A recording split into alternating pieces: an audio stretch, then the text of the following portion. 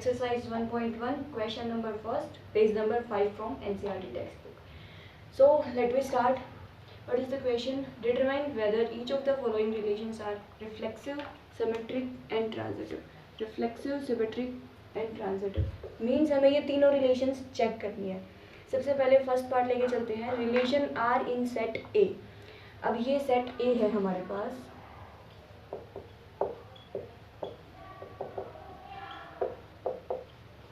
अब अगर इसके अंदर रिलेशन होगी तो वो रिलेशन सबसेट होगी ए क्रॉस ए का. ठीक है. अब हमें रिलेशन किस की बेसिस पे निकालनी है? इसके बेसिस पे कि 3x minus Y equals to 0. तो यहाँ से हमें क्या रिलेशन मिलता है? 3x equals to Y. सो अगर हम रिलेशन निकालें तो रिलेशन क्या हो जाएगी? 1. अगर x की वैल्यू यहाँ पे 1 पुट कर दी हमने तो y की वैल्यू कितनी आ गई? 3. सो 1 3 हो गया हमारा एक एलिमेंट. सेकंड x की वैल्यू हमने 2 पुट कर दी यहाँ पे तो y की वैल्यू कितनी आ गई? 6. थर्ड x की वैल्यू 3 पुट कर दी हमने तो y की वैल्यू कितनी आ गई? 9.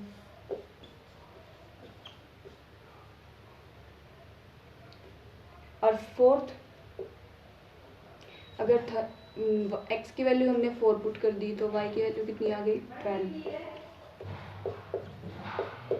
अब अगर हम x की वैल्यू 5 पुट करेंगे तो y की वैल्यू 15 आ जाएगी. लेकिन हमारे पास क्या कंडीशन थी कि x और y दोनों बिलोंग्स करने चाहिए a से. अब यहाँ पे y जो है वो a से बिलोंग्स नहीं करता तो इसलिए ये वाली वैल्यू रिजेक्ट हो जाएगी. तो ये सिर्फ 4 एलिमेंट्स हुए हमारी रिलेशन में. ओके. अब हमें इसको चेक करना है reflexive, symmetric and transitive. Sir reflexive के लिए मैंने क्या कंडीशन बताई थी कि रिफ्लेक्सिव के लिए डबलेट प्रेजेंट होना बहुत जरूरी है. अभी ए सेट हमारे पास ये है और इसके सभी एलिमेंट्स का डबलेट इसके अंदर होना चाहिए था. तो अब रिफ्लेक्सिव में क्या हो जाएगा?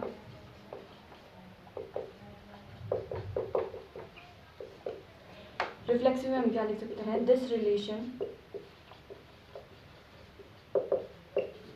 On A does not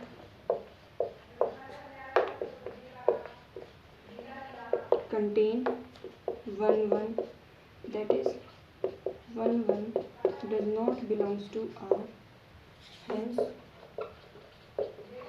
this relation is not reflexive. तो ये रिलेशन रिफ्लेक्सिव नहीं है. अब हमारे पास आती है सेकंड चीज़, सिमेट्रिक. अब सिमेट्रिक में हमने क्या बताया था कि अगर इस सेट में हमारे पास 1 3 है तो हमारे पास 3 1 भी होना चाहिए. 2 6 है तो हमारे पास 6 2 भी होना चाहिए. 3 9 है तो 9 3 भी होना चाहिए. लेकिन इसमें तो नहीं है. तो अब सिमेट्रिक की क्या कंडीशन हुई? अब सिमेट्रिक में हो जाएगा कि ये रिलेशन सिमेट्रिक भी नहीं है. तो अब हम इसको कैसे लिखने का वे इसके अंदर मैटर करता है क्योंकि इस चैप्टर में सबसे इम्पोर्टेंट थिंग है the way of writing the question. So this relation on A does not contain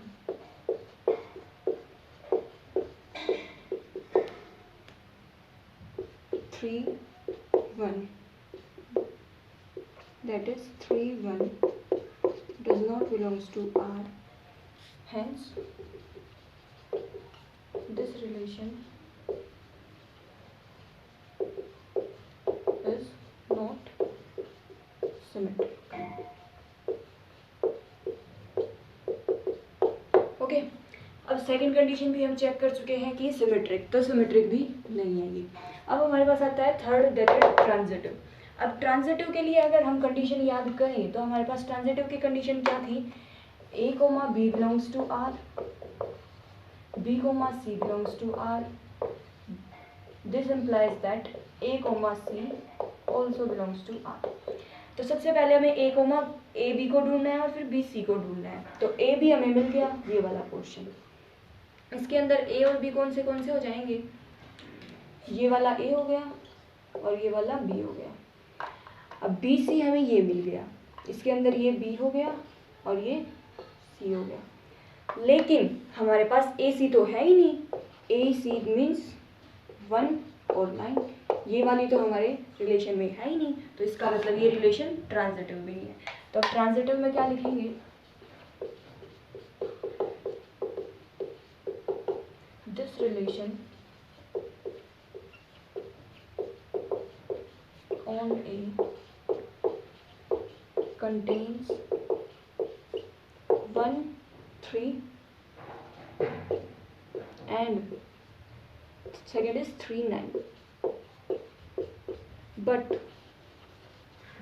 does not contain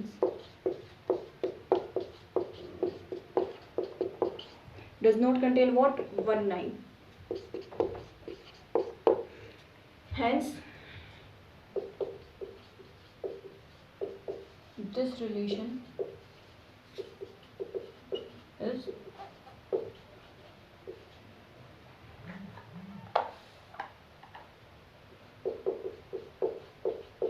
not transitive। Okay, अब हमने तीनों कंडीशन चेक कर ली है, रिफ्लेक्सिव जो कि ये नहीं है, सिमेट्रिक ये भी नहीं है, और ट्रांजिटिव ये भी नहीं है।